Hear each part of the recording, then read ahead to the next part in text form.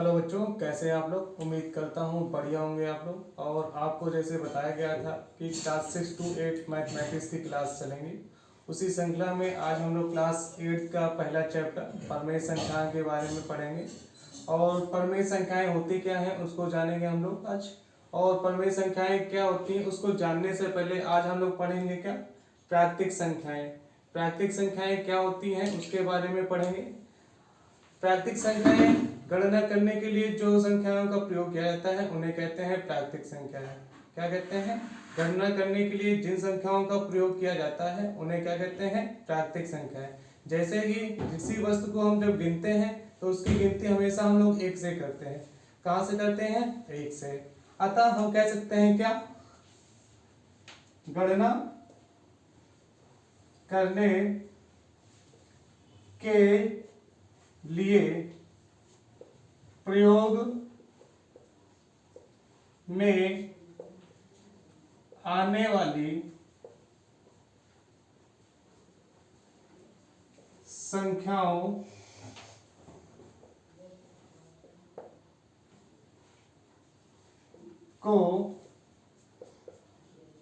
प्राकृतिक संख्याएं कहते हैं। ठीक, क्या लिखा है हमने? गणना करने के लिए प्रयोग में आने वाली संख्याओं को प्राकृतिक संख्याएं कहते हैं। क्या लिखा है? गणना करने के लिए प्रयोग में जो संख्याएं आती हैं उनको हम लोग क्या कहते हैं? प्राकृतिक संख्या कहते हैं। क्या कहते हैं? प्राकृतिक संख्या। और एक चीज और, क्या? प्राकृतिक संख्याओं को n से प्रदर्शित करते हैं। क्या लिखा है हमने? प्राकृतिक संख्याओं को n से प्रदर्शित करते हैं। ठीक, जैसे कि n इक्वल टू क्या लिख सकते हैं? 1 2 3 4 एंड इनफाइनाइट। ठीक, क्या बताया हमने? गणना करने के लिए प्रयोग में आने वाली संख्याओं को प्राकृतिक संख्या कहते हैं। प्राकृतिक संख्याओं को हम लोग किससे प्रदर्शित करते हैं? n से प्रदर्शित करते हैं। और एक चीज, प्राकृतिक संख्याएं कहां से शुरू होती हैं? एक से शुरू होती हैं। कहां से शुरू होती हैं? एक से। और एक से लेके जो है परमेय प्राकृतिक संख्याएं कहां तक जाती हैं? अनंत तक जाती हैं। कहां तक जाती हैं? अनंत तक। ठीक, और प्राकृतिक संख्याओं को किससे प्रदर्शित करते हैं? n से प्रदर्शित करते हैं। नोट पॉइंट आपके लिखे गए क्या? सबसे छोटी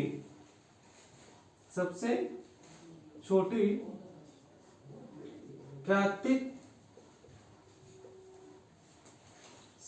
संख्या, सबसे छोटी प्राकृतिक संख्या क्या होती है? एक होती है। क्या होती है? एक। और दूसरा पॉइंट आपका ये रहेगा, प्राकृतिक संख्याएं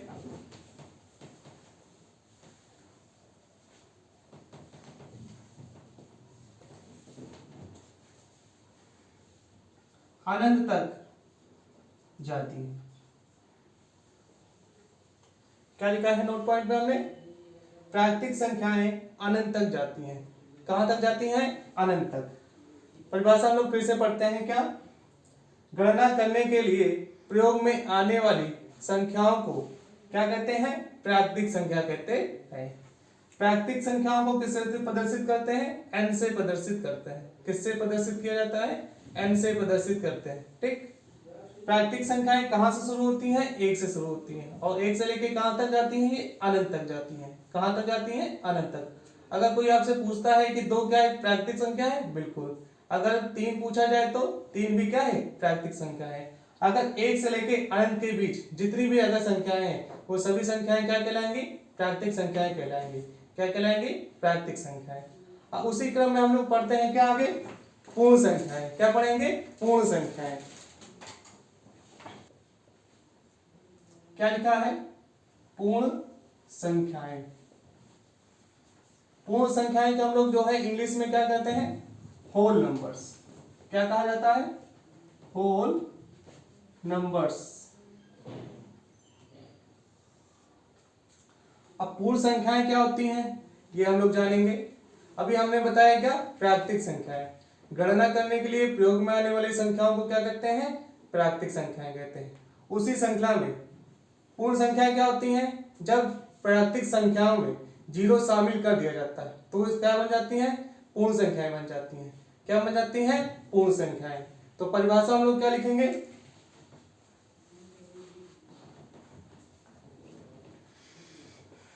शून्य तथा प्राकृतिक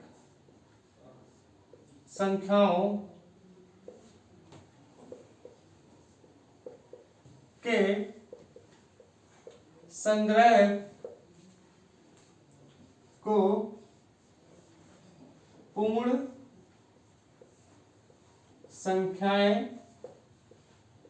कहते हैं।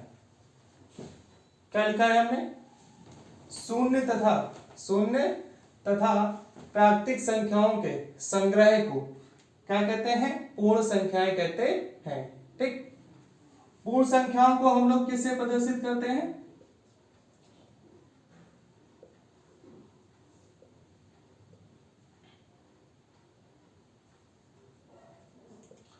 पूर्ण संख्याओं को W से प्रदर्शित करते। क्या लिखा हमने आगे, पूर्ण संख्याओं को किससे प्रदर्शित किया जाता है, W से प्रदर्शित करते हैं। ठीक, अब आगे क्या लिखा है हमने, W। अब हमने क्या बताया, प्राकृतिक संख्या में जब क्या शामिल हो जाए, जीरो शामिल हो जाए तो वो क्या बन जाती है, पूर्ण संख्याएं बन जाती हैं। क्या बन जाती हैं, पूर्ण।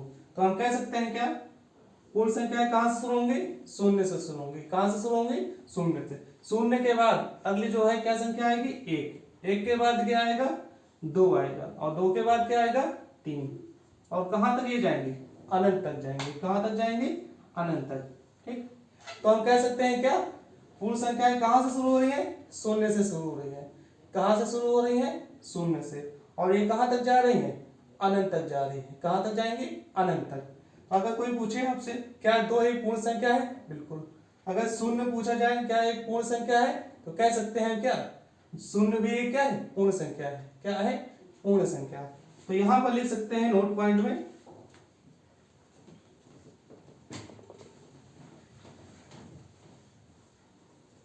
सबसे छोटी पूर्ण संख्या क्या लिख सकते हैं, शून्य लिख सकते हैं। क्या लिख सकते हैं, शून्य। इतना हमको लगता है आप लोगों को समझ में आ गया होगा। अब आगे हम लोग पढ़ते हैं क्या, पूर्णांक। पूर्णांक को हम लोग जो है इंग्लिश में क्या कहते हैं, इंटीजर्स।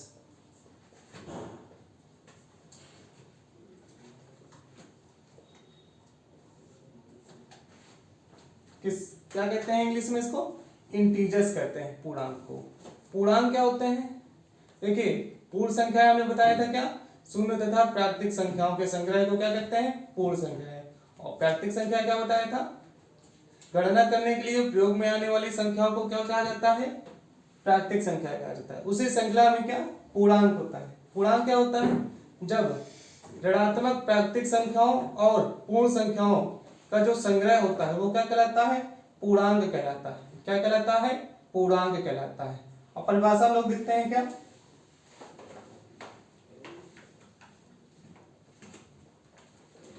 ऋणात्मक प्राकृतिक संख्याओं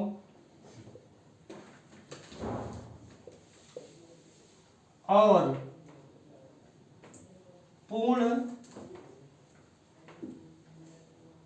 पूर्ण संख्याओं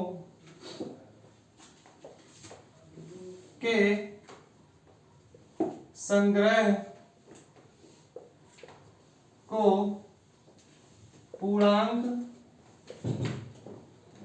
कहते हैं। क्या होता है, हमें ऋणात्मक प्राकृतिक संख्याओं और पूर्ण संख्याओं के संग्रह को क्या कहते हैं, पूर्णांक कहते हैं। क्या कहते हैं, पूर्णांक। अब पूर्णांक को हम लोग किससे प्रदर्शित करते हैं? पूर्णांक को हम z से प्रदर्शित करते हैं। तो पूर्णांक होते हैं उन्हें हम लोग किससे प्रदर्शित करते हैं? z से प्रदर्शित करते हैं। अब हम लोग एग्जाम्पल से समझेंगे पूर्णांक क्या है।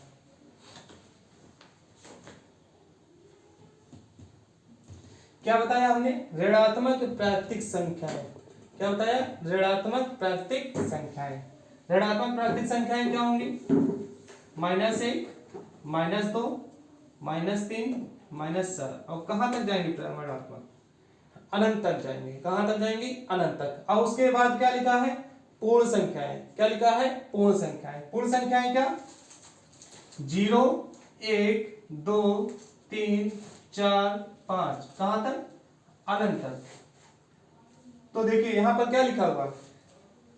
ऋणात्मक प्राकृतिक संख्याएं। ऋणात्मक प्राकृतिक संख्याएं। ऋणात्मक प्राकृतिक संख्याएं। और क्या? ऋणात्मक प्राकृतिक संख्याएं और पूर्ण संख्याएं।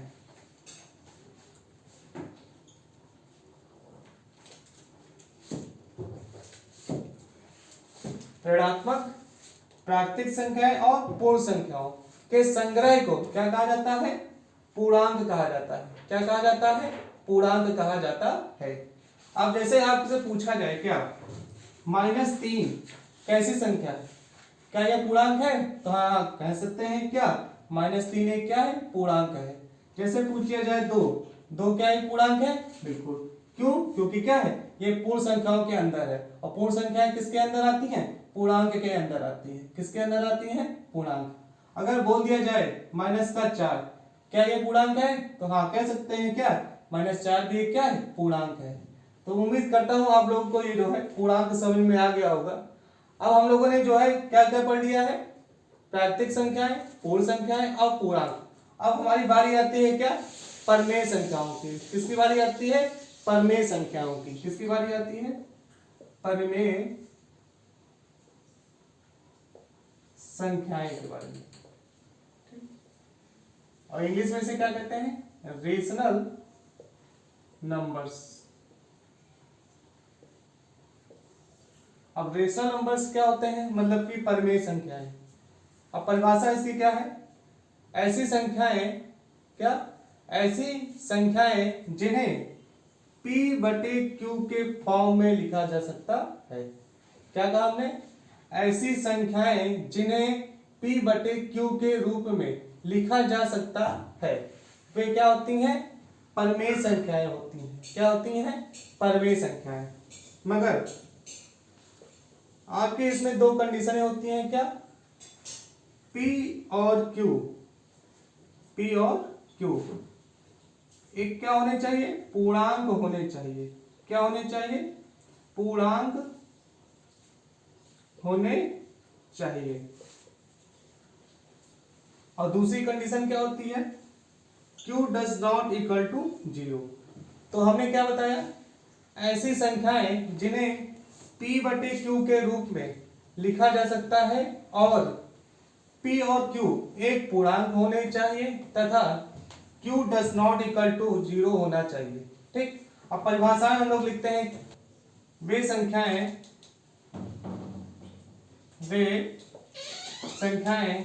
जिन्हें P/Q के रूप में लिखा जा सकता है जहां P और Q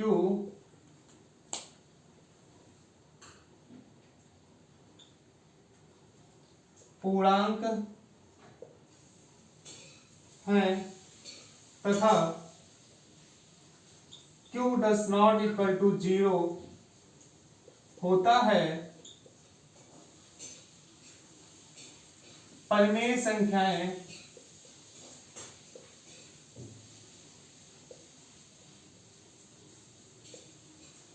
कहलाती हैं। क्या लिखा हमने? वे संख्याएं जिन्हें p बटे q के रूप में लिखा जा सकता है, जहां p और q एक पूर्णांक होते हैं तथा q does not equal to 0 होता है। क्या कहलाते हैं ये? परिमेय संख्याएं कहलाते हैं। क्या कहलाते हैं? परिमेय संख्याएं। मतलब कि क्या? Rational numbers. क्या कहलाते हैं? Rational numbers. अब हम लोग एग्जाम्पल से समझेंगे। जैसे लिख दिया जाए क्या? माइनस का 3/2। माइनस का 3/2। -3 भी क्या है? पूर्णांक है। और 2 भी क्या है? पूर्णांक है। तो देखिए p बटे q के रूप में लिखा हुआ है ना, तो इसका मतलब हम कह सकते हैं क्या? माइनस का 3/2 यह क्या है? परिमेय संख्या है। क्या है? परिमेय संख्या। और दूसरा लिख सकते हैं क्या? 5/2। तो 5 भी एक क्या है? आपका पूर्णांक है। और 2 भी क्या है? पूर्णांक है। और ये किस रूप में लिखा हुआ है? p बटे q के रूप में लिखा है। किस रूप में लिखा हुआ है? p बटे q के रूप में लिखा है। तो हम लोग कह सकते हैं क्या? 5/2 कैसी संख्या है? परिमेय संख्या है। कैसी संख्या है? परिमेय संख्या। अगर हम पूछा जाए 0 क्या परिमेय संख्या है? हाँ बिल्कुल कह सकते हैं क्या? 0 भी एक क्या है? परिमेय संख्या है। क्या है? परिमेय संख्या है। अब 0 को हम लोग क्या लिख सकते हैं? 0/1 लिख सकते हैं। अतः हम कह सकते हैं क्या? 0 भी एक क्या है? परिमेय संख्या है। क्या है? परिमेय संख्या।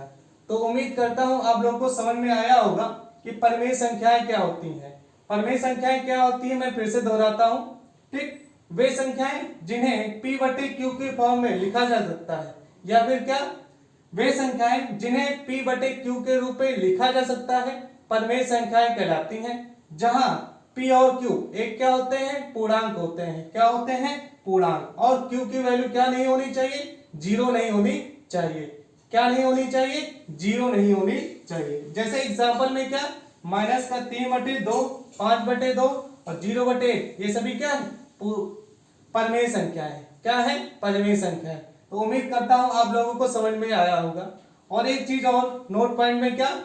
परिमेय संख्याओं को हम लोग किससे प्रदर्शित करते हैं? q से प्रदर्शित करते हैं। किससे प्रदर्शित करते हैं? q से। तो यहां पर नोट में लिखिएगा परिमेय संख्याओं को कैपिटल Q से प्रदर्शित करते हैं। उम्मीद करता हूं समझ में आया होगा आप लोगों को। तो परिमेय संख्याओं के बारे में हम लोगों ने पढ़ लिया है। और परिमेय संख्याओं को पढ़ने से पहले हम लोगों ने क्या क्या पढ़ा? प्राकृतिक संख्याएं, पूर्ण संख्याएं, पूर्णांक और परिमेय संख्याएं। उम्मीद करता हूं आपको समझ में आया होगा। और इसके आगे जो है अगली वीडियो